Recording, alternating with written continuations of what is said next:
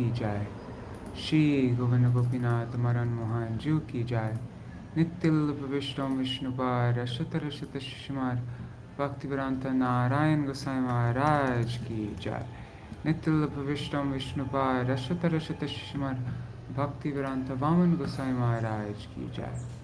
नित्य प्रविष्टम विष्णुपाद अशत रशत शिशुमार भक्तिवेदांत स्वामी महाराज श्रील प्रभुपाद की जाय। नित्य प्रविष्टम विष्णुपाद अशत रशत शिशुमार भक्ति प्रज्ञान केशव गोसाई महाराज की जाय। नित्य प्रविष्टम विष्णुपाद अशत रशत शिशुमार भक्ति सिद्धांत सरस्वती गोसाई प्रभुपाद की जाय। नित्य प्रविष्ट महाभागवत श्री गौर किशोरस बाबूजी महाराज की जाय। नित्य प्रविष्ट श्री सच्चिदानंद भक्ति विनोद ठाकुर की जाय। नित्य प्रविष्ट वैष्णव सार्वभौम श्री जगन्नाथ दास बाबूजी महाराज की जाय। श्री रूपानुगौरिया गुरु वर्ग की जाय। श्री रूप सनातन भट्ट रघुनाथ श्री जीव गोपाल भट्टदास रघुनाथ शारद गोसाई प्रभु की जाय। श्री स्वरूप दामोदर राय रामानंदारी श्री गौर पार्षद वृंद की जाय। नाम जय श्री हरिदास ठाकुर की जाय। प्रेम से कहो श्री कृष्ण चैतन्य प्रभु नित्यानंद श्री अद्वैत गदाधर श्रीवासरी गौर भक्त वृंद की जाय। श्री क्षेत्र मंडल गौरमंडल व्रजमंडल मथुरा वृंदावन धाम की जाय। सर्व अभिष्ट प्रदत्त गिरिराज महाराज की जाय।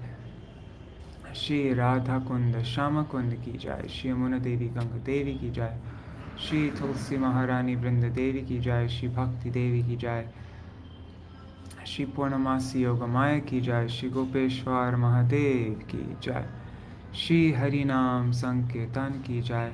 अनंत कोटि वैष्णव वृंद की जाय। ग्रंथराज श्रीमद् भागवतम की जाय। श्री उद्धव-गीत की जाय। श्री हरिनाम संकीर्तन श्री विश्वनाथ चक्रवर्ती ठाकुर की जाय। सārārtha-darśinī वृत्ति की जाय। श्री भक्तिसिद्धांत सरस्वती गोसाई प्रभुपाद की जाय। गौड़ीय भाष्य की जाय। अनंत कोटि वैष्णव वृंद की जाय। समागत गौर भक्त वृंद की जाय। श्री निताय गौर प्रेमानंदे हरि हरि बोल।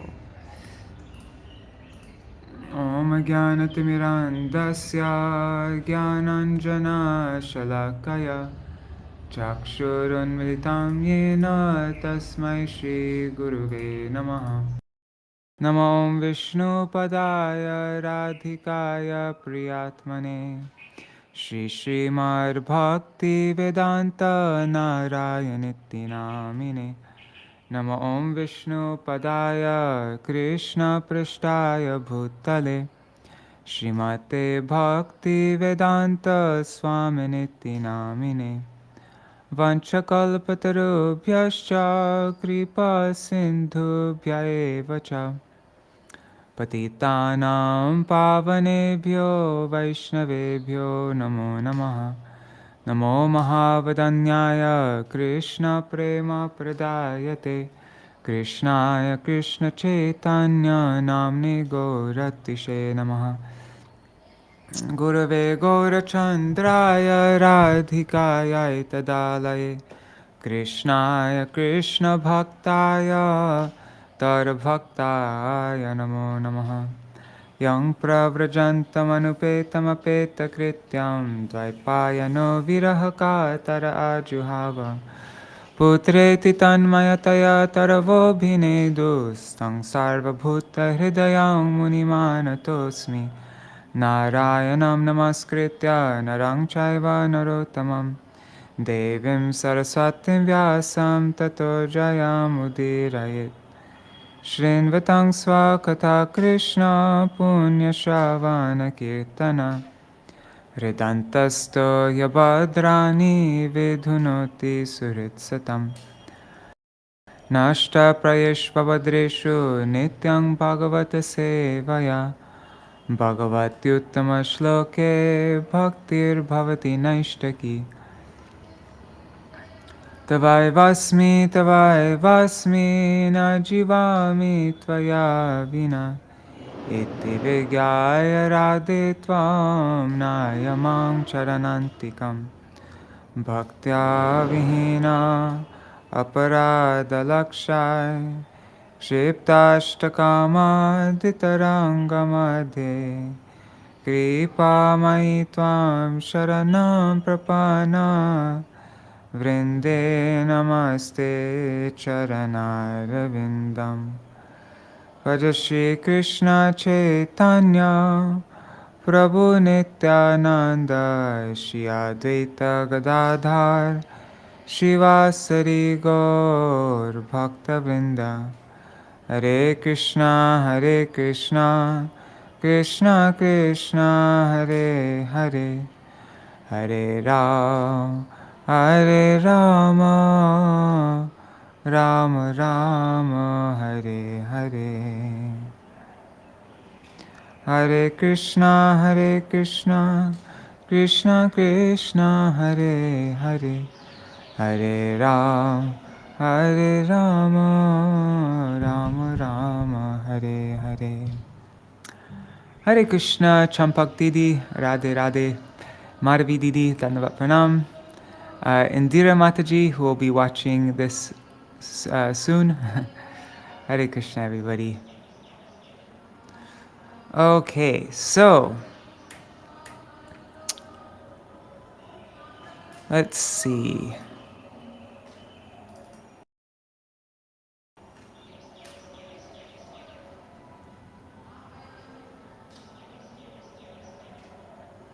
Understanding Krishna's plan, Uddhava, the unalloyed devotee and dearest friend of Krishna, was overwhelmed with separation and anxiety. Uddhava approached Krishna with folded hands, pleading to take him along to his spiritual abode. Krishna considered Uddhava as good as his own self, and thus Krishna imparted confidential teachings called the Uddhava-gīta to him. In Uddhava-gīta, Krishna speaks about bhakti, jnana, and vairagya to teach us through Uddhava. Then first Krishna spoke about having equal vision. Dear Uddhava, my mission here is complete. As I depart, you too should not remain here, as the earth will be bereft of all piety in Kali Yuga, since people will be addicted to sinful life. Give up all attachments, fix your mind on me, and see everything with an equal vision and renounced spirit. Then, hearing about the renounced spirit suggested by Krishna, Uddhava asked, how to cultivate such a detached mood, since renunciation is very difficult for those who are addicted to sense enjoyment. Krishna answered, an intelligent person can analyze the worldly situation by perception, common sense, and logic to rise above sense enjoyment. By inculcating certain principles and avoiding certain activities, one can search out and ultimately attain me, the Supreme Lord. Therein lies the glory of human life. King Yadu had once seen a young Avadut Brahman, Lord Dattatreya, who appeared learned, wandering about fearlessly. Yadu learnt that the Brahman had taken shelter of 24 gurus, including the plants, animals, birds, insects, and nature, along with the moving story of the prostitute Pingala. He had learnt the science of the self and developed detachment by carefully studying their activities and qualities with his refined intelligence. Yadu worshipped him and developed equal vision and became free from all material attachments. Now the process of disentanglement. Having prescribed equal vision and described the qualities of a saintly person through the story of an Avadut Brahman, Krishna further outlines the practical means to achieve such a saintly position. Initially, taking shelter in me through scriptures, one must practice varnashram. Work not for selfish sense enjoyment, but as a matter of duty, nishkam karma yoga. By this, one gets some understanding of the true self. One must then approach a bona fide guru, a representative of God, with faith and affection, and be completely surrendered to him. One must be eager to receive knowledge of God from the guru. Such pure spiritual knowledge destroys illusion arising from the material modes. Then the nature of fruitive activity we read about. Refuting the karma mimamsa philosophies, the karma mimamsa theory, which states that attaining happiness by fruitive work is the ultimate goal of life, Krishna explained, attached workers desire perpetual happiness, but they are unhappy too often, and they are satisfied only occasionally. Thus they prove that they are not independent, and that their destinies are under some superior control. So the contempt of becoming happy by expertly doing karma is only due to false independence and pride. Even if, by some means, people are able to avoid misery, still they cannot avoid death. Happiness, either on earth or in heaven, is always polluted by envy, decay, and death. Therefore, on the path of materialism, there is certainly no uninterrupted or natural happiness. Through pious acts, one achieves heaven, but after a brief enjoyment there, one falls back to the mortal plane. Through impious acts, one can extract some short-term pleasure, but consequently suffer in hell and get an inauspicious body in the next earthly birth. Evidently, those devoted to material activities and rituals are perplexed and subjected to lamentation, being bound one way or the other. Uddhava further asks Krishna about the jiva's entanglement in Maya and the symptoms of conditioned and liberated souls. I'm just curious where we read up to.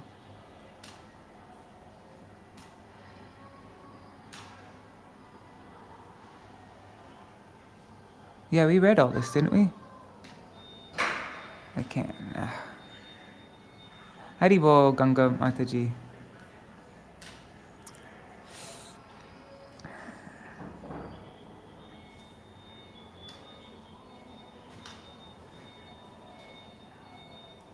Anyways, let's just continue reading from this. I want to get more clear.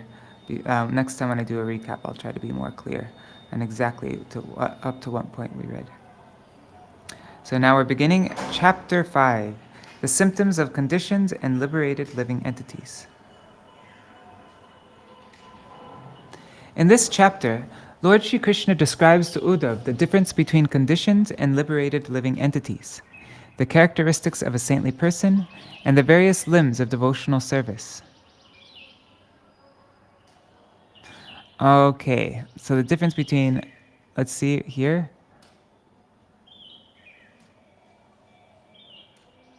Okay, so that's what we just read about here. Okay, great. All right, sorry guys.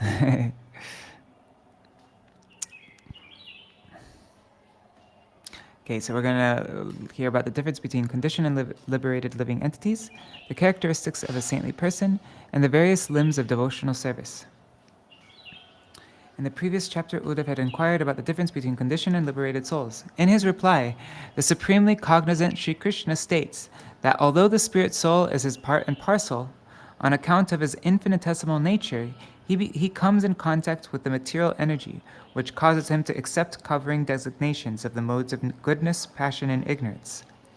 Thus he has been bound up since time immemorial.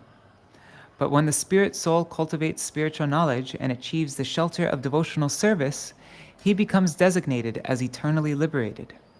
Therefore, transcendental knowledge is the cause of the living entity's liberation, and ignorance is the cause of his bondage. Both knowledge and ignorance are products of the illusory energy of Lord Shri Krishna, and thus are his eternal potencies. The living entities who are captivated by the three modes of material nature are bewildered by false ego, which causes them to see themselves as the enjoyer of miseries, illusion, happiness, distress, danger, and so on. They thus remain absorbed in thoughts of such things, although they have no existence in the spiritual world.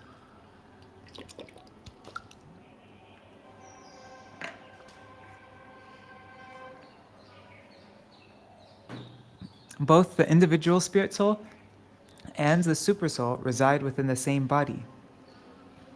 The difference between the two is that the supersoul, being fully cognizant, does not indulge in enjoying the fruits of actions, but rather remains as a witness, whereas the infinitesimal conditioned soul, being ignorant, suffers the consequences of his own actions. The liberated soul, in spite of being within a material body because of remaining reactions of his past activities, does not become disturbed by the happiness and suffering of the body. Okay, so the liberated soul does not become disturbed by the happiness and suffering of the body.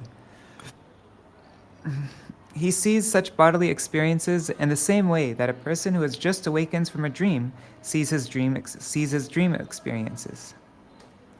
On the other hand, a conditioned soul, who actually has nothing to do with bodily happiness and distress, nevertheless imagines himself the enjoyer of his bodily experiences, just as a dreaming person imagines his dream experiences to be real.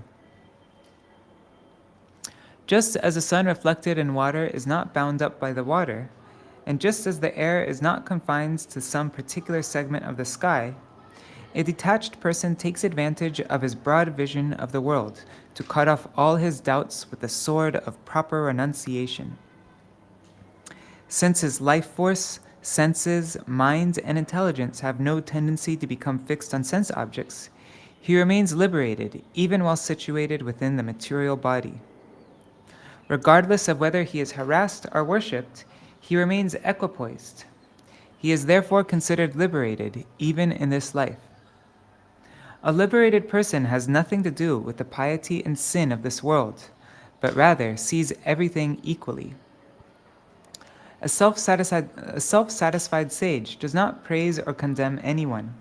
He does not speak uselessly to anyone, and does not fix his mind on material things. Rather, he is always absorbed in meditation upon the Supreme Personality of Godhead, so that in the eyes of fools, he seems to be a speechless, crazy person.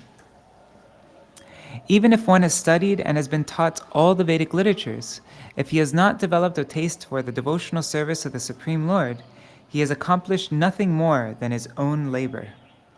One should study only those scriptures that glorify the Supreme Personality of Godhead and his transcendental pastimes, and that contain narrations of his various incarnations. By doing so, one gains the highest good fortune, whereas by studying scriptures other than these, one simply acquires misfortune. With firm determination, one should understand the true identity of the spirit soul, and then give up his false identification with the material body. Thereafter, he should offer himself at the lotus feet of Lord Sri Krishna, who is the reservoir of all love, and thus attain actual peace. The mind that is under the sway of the three modes of material nature is unable to concentrate upon the absolute truth. After many lifetimes, faithful persons who have performed sacrifices for the attainment of religiosity, economic development, and sense gratification can begin the process of hearing and chanting of the Supreme Lord's transcendental pastimes. Such persons then achieve the association of a bona fide spiritual master and saintly devotees. Thereafter, by the mercy of the spiritual master, they begin following the path of the Mahajans, and thus attain self-realization. Having heard these instructions from Lord Sri Krishna, Uddhava further desired to hear about the characteristics of a saintly person and about the various aspects of devotional service. Lord Krishna replied that one who possesses these 26 qualities is actually a sadhu or a Vaishnava.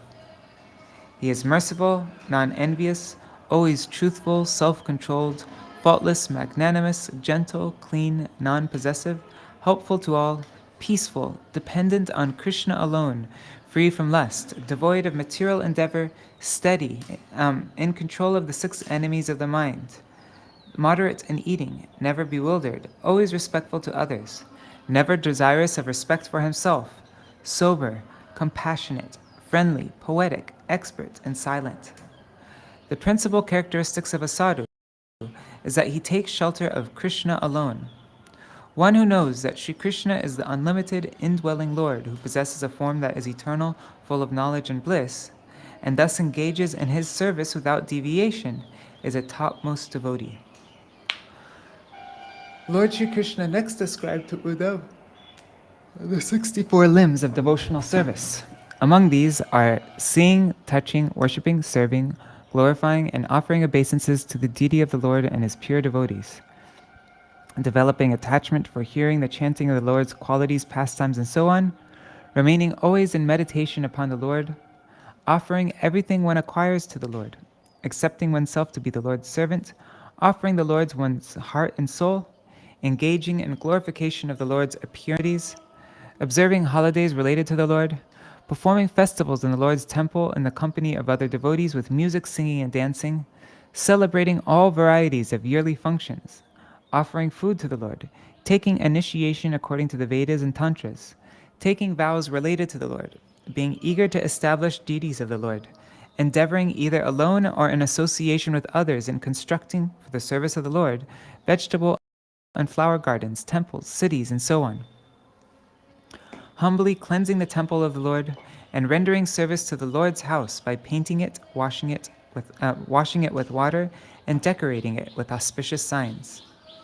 After this, the process of worshipping the deity of the Supreme Lord is briefly described. Okay, so now we begin the chapter. Let me see all who is there. Okay, Haribol, everybody. Shri Bhagavan Uvacha Baddha Mukta iti Vyakhya Gunato me navastuta Gunasya maya mulatva na me moksho na bandhanam. The Supreme Lord said, "My dear Uddhav, the three modes of material nature work under my control, sometimes designating the living entities as conditioned, and sometimes granting them liberation. Truthfully, the living entities are never really conditioned or liberated, just as I remain unchanged as a supreme absolute truth, the master of all potencies." Sārārtha-darśinī commentary by Śrīla Viśvanātha Cakravartī Ṭhākura. In this chapter, the Lord describes to Uddhav characteristics of conditioned and liberated souls, the symptoms by which one can recognize saintly persons, and the limbs of devotional service. The Lord tells Uddhav that his question is unnecessary because the soul is never really bound by the material nature. It is simply an illusion to think that the material body, which is increased by the influence of the three modes of material nature, is the self. Only due to such illusion does the living entity suffer, just as one experiences distress in a dream. Of course, material nature is not an illusion, it actually exists, just as the living entities also exist, both being potencies of the Supreme Personality of Godhead. It is the dream that he is a part of. It is a dream that he is a part of the material nature that constitutes the illusion of the living entity. Thus, the soul is never actually bound, because its existence is always superior to that of matter. It's a very interesting point, huh? The soul is never actually bound, because its existence is always superior to that of matter.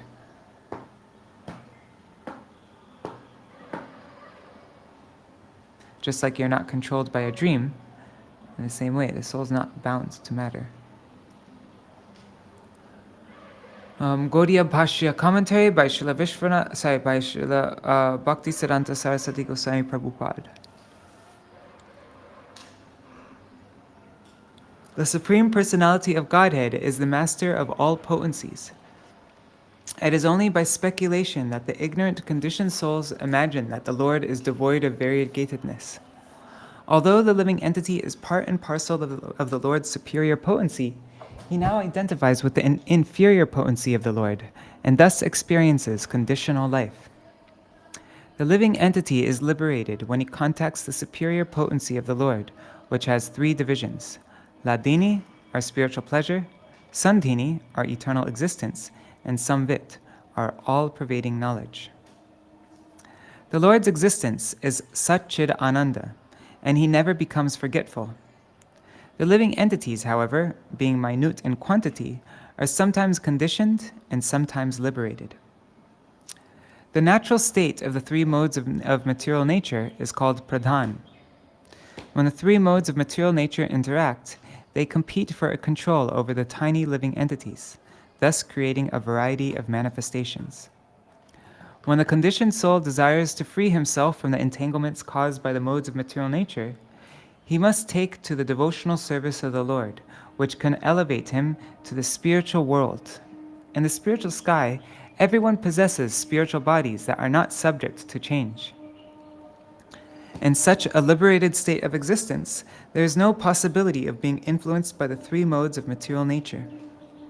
After understanding one's eternal nature, one can see that he was never really a part of this material world. On a spiritual platform, there is no existence of the conception of liberation and bondage. Being the marginal energy of the Supreme Lord, one should use his minute independence to engage in the Lord's devotional service and thus revive his original consciousness, which is eternal, full of knowledge, and full of bliss.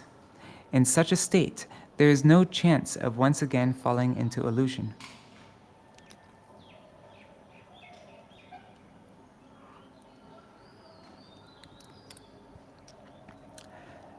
Verse 2. Shoka moho sukha dukkam deha patischa mayaya swapna yatatmana khyati sangsritir natu vastavi. Just as a dream is an illusory creation of the mind, so lamentation, illusion, happiness, distress, and the bodily concept of life are simply creations of my illusory energy. That is to say, material existence is essentially illusory. Sārārtha-darśinī commentary.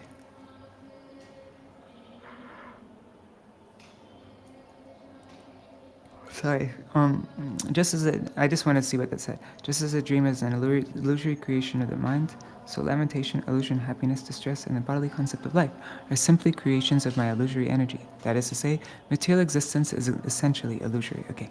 Sārārtha-darśinī. The nature of material bondage is being described in this verse. Lamentation, illusion, happiness, and distress are all related to the material body.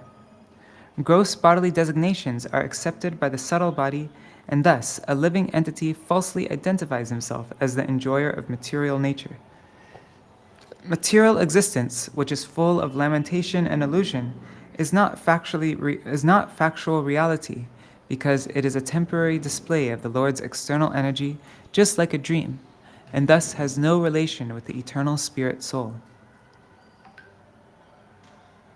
What's this say, Shri Mataji sending? Oh wow, are you in Bodhāyan Raja's program right now? I'm not sure if she's there. The illusion soul forgets his eternal existence and imagines that there is no supreme truth. Even in its most advanced stages, material life is simply ignorance. Just as one dreams, there is no question of a pleasant dream being more real than a nightmare, so heavenly and hellish material existences are equally illusory. This material world is a manifestation of the Lord's external energy, just as the eternal spiritual sky is a manifestation of his internal energy.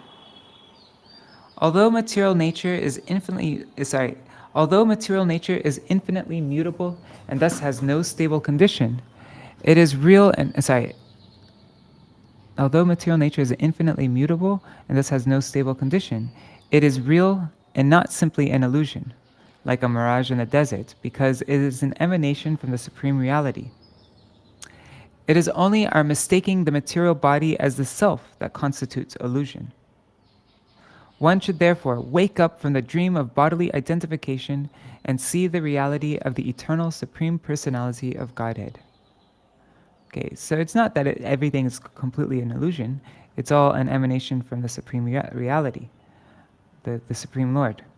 But it's when we think that our body is ourself, that's what the illusion is. Okay.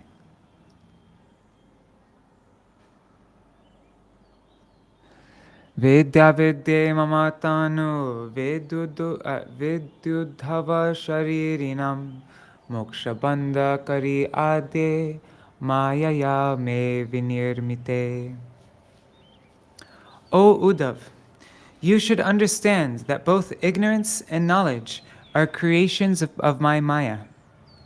Being expansions of my potency, they are beginningless and are the cause of the living entity's bondage and liberation. Sārārtha-darśinī. It may be questioned how Maya, being illusion, can influence the eternal spirit soul. The answer is that both knowledge and ignorance are two manifestations of the Lord's powerful energy, and which are the causes of liberation and bondage. Knowledge awards liberation, and ignorance causes bondage. Being creations of the eternal energy of the Lord, knowledge and ignorance are beginningless, unlimited, and inexhaustible. In the Vedic literature, it is described that the Supreme Lord has an eternal energy known as Maya, which manifests in three features: Vidya, Avidya, and Pradhan. Pradhan creates the material world. Avidya creates the conditioned soul's misconceptions. And Vidya removes those misconceptions and awards enlightenment.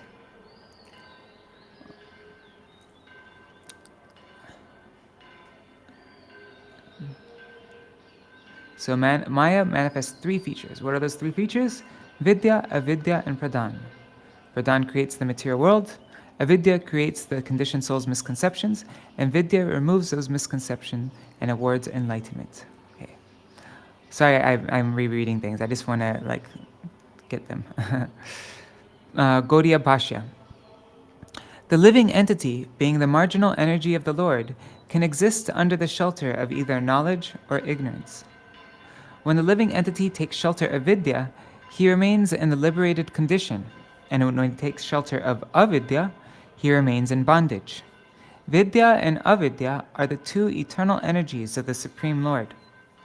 Followers of the Vishishtadvaita philosophy address the living entities as Chit and the material world as Achit. According to the Vedic statement, Yatha Bhaso Yatha Tama, Sri Jiva Gosvāmī has described the living entities as Jiva Maya, and matter as Gunamaya. It is the mistaken identification of the living entities with matter that causes illusory material existence, or ignorance. When the living entities can see himself as the superior potency of the Lord, giving up his misidentification with the inferior potency of matter, he can return to his blissful condition in the spiritual sky. Ekasyaiva mamangshasya jivasyaiva mahamate bandosya vidyaya nadir vidyaya cha tate tara. O intelligent Uddhava, the eternal living entities are my parts and parcels, for I am the Supreme Personality of Godhead. Ignorance is the cause of the living entities' bondage, and knowledge is the cause of their liberation. Sārārtha-darśinī. The two energies of the Lord, Vidya and Avidya, influence the marginal potency, or living entities.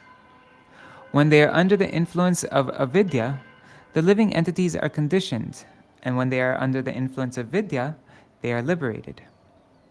As stated in the Bhagavad-gīta 7.5, Apareyam itastvanyam prakritim vidime param jiva bhutam mahabāho yayedam dharyate jagat. Besides this inferior nature, O mighty armed Arjuna, there is another superior energy of mine, consisting of entities who are struggling with material nature and are sustaining the universe. There are many statements in the Vedic literature indicating that the absolute truth is one. Here, the living entities are described as innumerable, being fragmental parts and parcels of the Lord.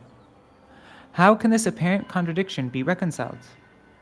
Lord Chaitanya has informed us that the living entities are inconceivably simultaneously one with and different from the absolute truth.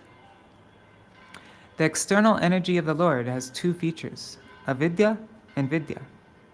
Under the influence of these potencies, the propensities of the Jiva Shakti and Maya Shakti are eternally manifest. It is stated in the Vedas in the Katha Upanishad 2.13, Nityo Nityanam Chaitanas Chaitananam Eko Bahunam Yo Vidadhati Kaman. The Lord is the prime eternal among all eternals. He is the supreme living entity of all living entities, and He alone is maintaining all life. When the living entities are freed from the influence of avidya, they attain liberation. However, the liberation of merging into the existence of Brahman is condemned. A devotee, although united with the Lord, keeps his individuality intact, as stated in the Vishnu Purana 6.7.61. Vishnu Shakti Para Prokta Kshetra Gyakya Tata Para Avidma Sangyanya Tritiya Shaktir Ishyate. The potency of Lord Vishnu is summarized in three categories, namely the spiritual potency, the living entities, and ignorance. The spiritual potency is full of knowledge. The living entities, although belonging to the spiritual potency, are subject to bewilderment. And the third energy, which is full of ignorance, is always visible in fruitive activities.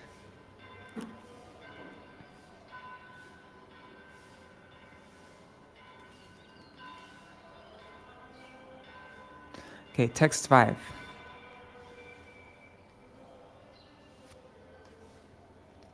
Ata baddhasya muktasya vailakshanyam vidamite viruddha dharmino stata stitayor ekadharmini.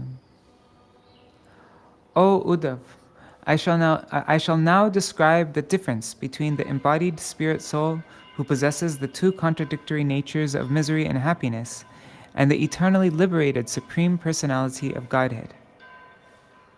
Okay, so we're going to hear the difference between the embodied spirit soul and the liberated Supreme Personality of Godhead. Sārārtha-darśinī. In the previous chapter, Uddhava inquired from the Lord about the symptoms by which one can understand who is a conditioned soul and who is a liberated soul. In reply, the Lord explains that the characteristics of bondage and liberation may be understood in two divisions. It can be understood as a difference between the ordinary conditioned soul and the eternally liberated personality of Godhead, or as the difference between the conditioned soul and liberated living entities in the Jiva category. The Vedas confirm that the Supersoul is untouched by the material contamination. Thus, the difference between the spirit soul and the Supersoul will be described in the following verses. The conditioned soul is full of lamentation, whereas the Supersoul is full of bliss. They are both situated in the same body, but one of them is fully independent and the other is completely dependent on the independent Lord. Gauḍīya Bhāṣya. When the respective symptoms of the conditioned and liberated souls are carefully considered, there appears to be two contradictory natures. The conditional state is full of lamentation, and the liberated state is the platform of boundless happiness. The Supersoul is the controller of all energies, and the Spirit Soul, being the marginal energy, is always controlled. Suparnavito sadrisho sakhayo. Suparnavito sadrisho sakayo yadrichaya yaito krita nidocha vrikshe ekastayo kadati pipalanam anyo niranyo pibalena bhuyam. Sorry, I read that a little strange. Oh, this is a famous verse, I think. There are two birds, the living entity and the Supersoul, who live together in a nest, that's the heart, of a tree, that's the material body. They are similar in nature, both being spiritual, and they are inseparable friends. One bird, the living entity, enjoys the fruits of the tree, whereas the other bird, the Supersoul, does not partake of the fruits because he is in a superior position on account of his potency.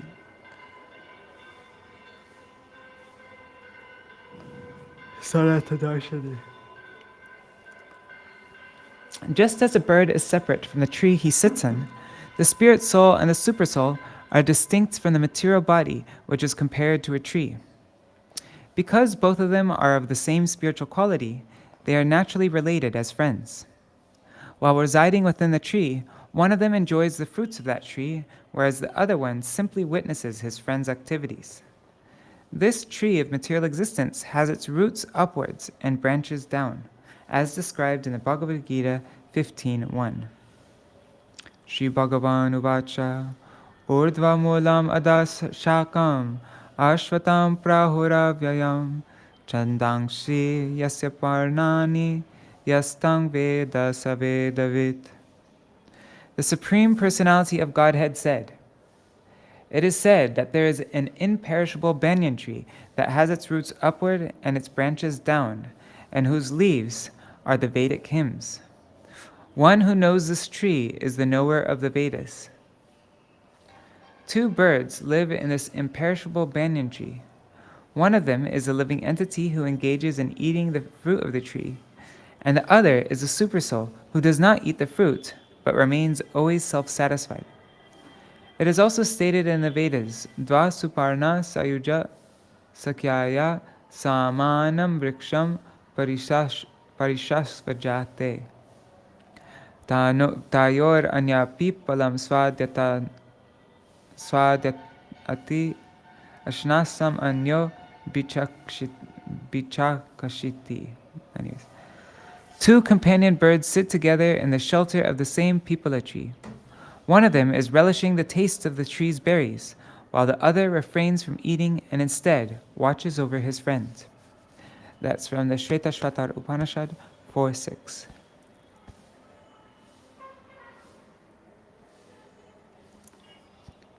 Atmanam anyam cha saveda vedvan apipalado natu papipaladaha yo vidyaya yuk satunittabado vidyamayoya sutunittamukta. The spirit soul who does not taste the fruit of the tree and who is the shelter of the eternal eternal knowledge, who knows all about himself and the living The supersoul, who does not taste the fruit of the tree and who is the shelter of eternal knowledge, he knows about himself and the living entities. However, the living entity who tastes the fruit of the tree is ignorant of both himself and the Supreme Lord. The living entity has been conditioned by the Lord's illusory energy since time immemorial, and the Supreme Lord, who is always full knowledge, is eternally liberated. Sārārtha-darśinī. The Supersoul knows himself as well as the living entities, and he does not eat the bitter fruit of the tree of material existence. The conditioned living entity, on the other hand, who tries to enjoy the fruits of his labor, neither knows himself nor the Supreme Lord. These living entities are eternally conditioned, whereas the Supreme Soul is eternally full of knowledge. The living entities are eternally conditioned, and the Supersoul is eternally full of knowledge. The word vidya in this verse refers to the internal spiritual Lord, which is distinct from material knowledge. In the Gopal Tapani Upanishad, it is stated, "There are two birds living as friends in the same tree, the living entity and the Supersoul. The living entity is a separated part and parcel of the Supreme Lord, and he enjoys the fruits of his fruitive actions. The Supersoul is a plenary portion of the Supreme Lord, and he witnesses the actions of the living entity." Gauḍīya Bhāṣya. There is always a distinction between the Supreme Lord, who is a supreme controller, and the living entities, who are his eternal servants. The Lord is the master of all potencies, and the living entities are subordinate to him. The Lord does not enjoy the fruits of karma, and he is omniscient.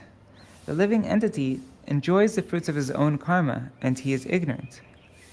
Due to ignorance, the living entity has been conditioned since time immemorial. If he reinstates himself as a servant of the Supreme Lord, then, by the influence of spiritual knowledge, he becomes eternally liberated. In his conditioned state of existence, the living entity enjoys by acting piously, and suffers by acting impiously. In the liberated state of existence, there is no question of piety or impiety, because one is fully devoted to the Supreme Lord and is not attached to the fruits of his karma. Okay, I need to stand up. 1 second. Hari Bol, Pradyumna Prabhu, Dandavat Pranam. Also, I wonder where Seshwari Mataji is. I'll have to message her. Okay, standing up. 1 second.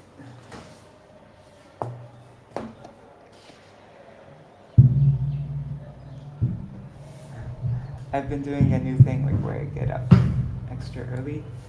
Now it makes my mornings a little bit more difficult. Okay.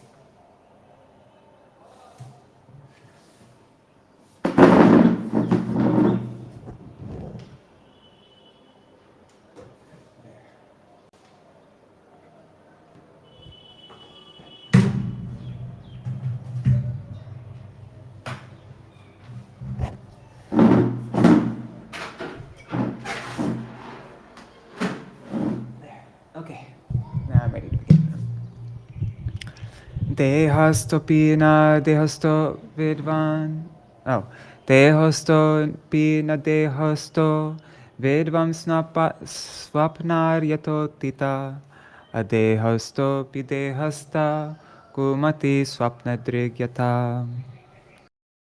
A liberated soul, although living within the material body, sees himself as distinct from the body, just as one who wakes up from a dream sees that it was not his real life. An ignorant person, however, thinks the body to be the self, just as a dreaming person takes what he sees to be his reality. Sārārtha-darśinī. In the next 9 verses, the Lord will explain the difference between the conditioned souls and the liberated souls. In a dream, one sees oneself as an imaginary body, but upon waking, one gives up all identification with that body. Similarly, one who is awakened to Krishna consciousness no longer identifies with the gross or subtle material bodies, nor does he become affected by the happiness and distress of material life. On the other hand, a foolish person does not awaken from the dream of material existence and is afflicted with innumerable problems due to false identification with the gross and subtle material bodies. One should become situated in one's eternal spiritual identity. By properly identifying oneself as an eternal servant of Krishna, one becomes relieved of his false material identity, and therefore the miseries of illusory existence immediately cease, just as anxiety of a troublesome dream ceases as soon as one awakens to his normal, pleasant surroundings.